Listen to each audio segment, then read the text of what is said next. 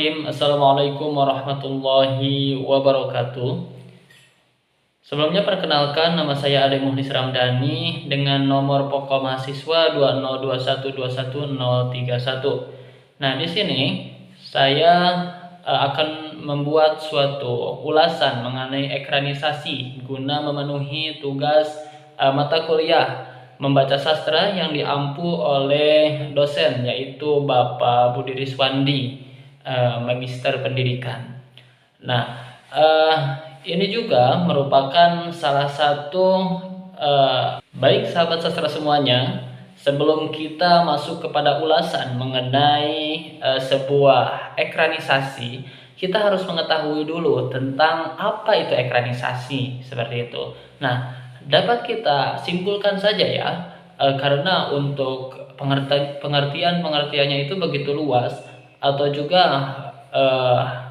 banyak juga pendapat para ahli. Namun saya simpulkan bahwa ekranisasi ini adalah suatu proses pemindahan atau pengadaptasian dari novel ke film, seperti itu.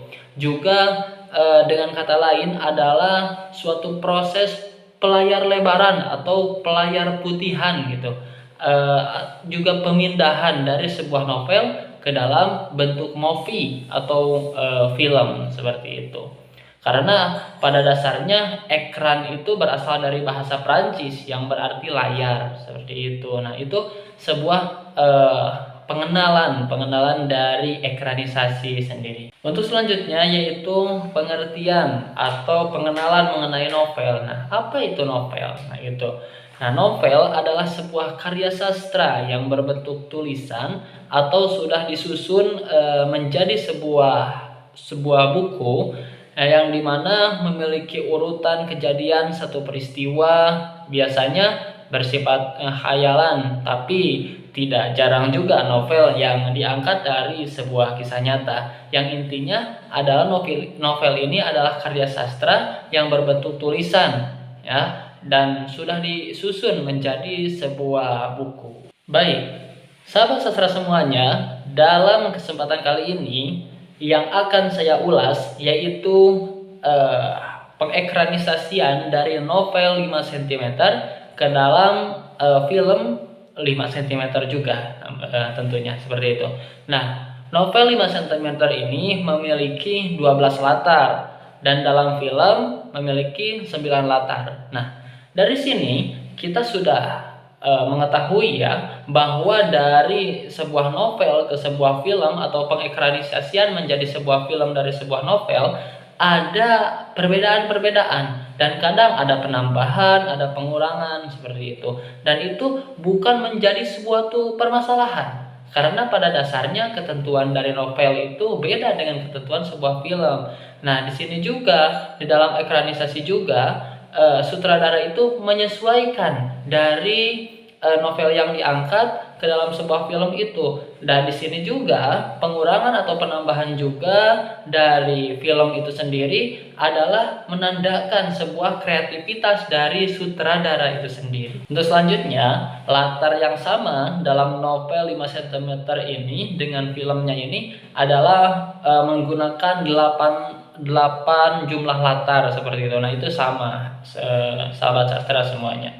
Nah, sehingga dapat disimpulkan ya, terdapat 4 latar yang mengalami pengurangan, nah, dan juga 4 latar yang mengalami penambahan. Nah, sehingga dapat disimpulkan bahwa terdapat 4 latar yang mengalami pengurangan, seperti itu. Nah, pengurangan latar yang dimaksud antara lain adalah pengurangan latar.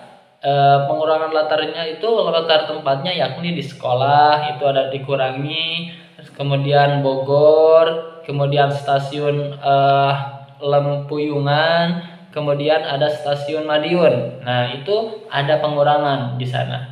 Nah, pengurangan latar tadi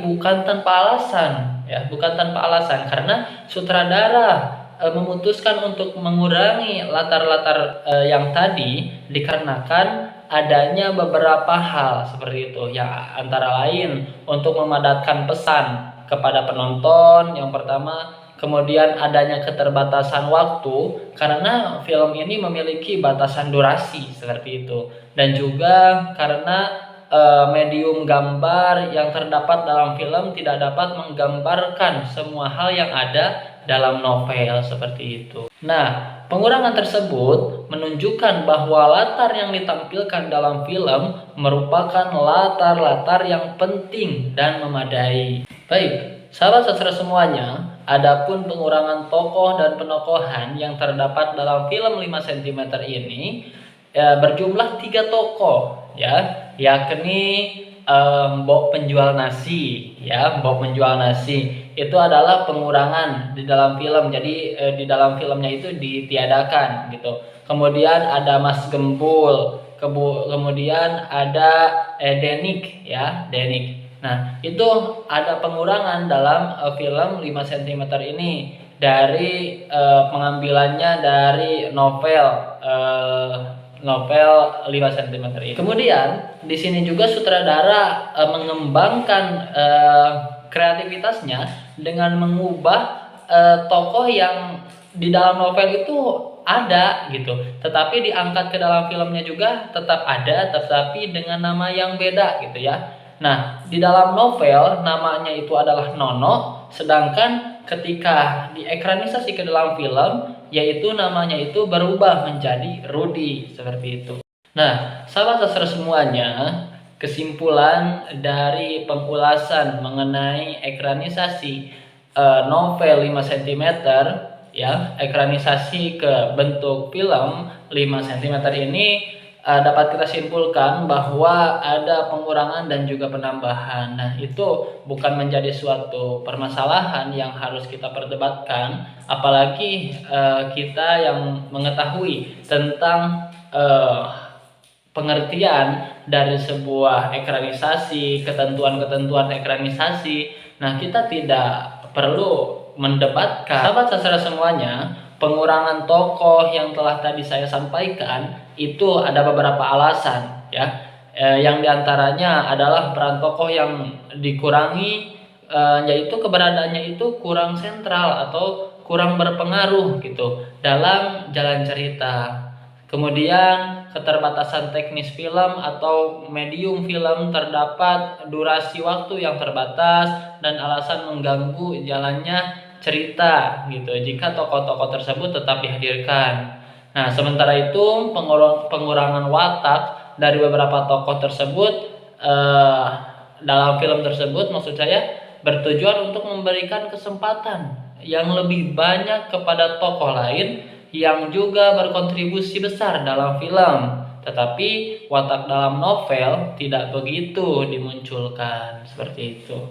Nah, hadirin sobat sastra semuanya, untuk kesimpulannya bahwa ekranisasi merupakan sebuah pengaliwahanaan, ya, pengaliwahanaan dari sebuah karya tulis novel menjadi sebuah film, seperti itu. Dan juga perlu diingat bahwa ekranisasi ini memiliki ketentuan-ketentuan, dan salah satu ketentuannya itu tidak harus sama persis dengan muatan apa yang diangkat menjadi sebuah filmnya itu, novelnya atau hal lainnya, seperti itu. Kemudian hal yang paling mendasar dan sering saya temui, ada beberapa orang yang mendebatkan hal itu. Kenapa ketika ekranisasi kok tokoh-tokohnya jadi beda, seperti itu. Nah, itu bukan menjadi suatu permasalahan.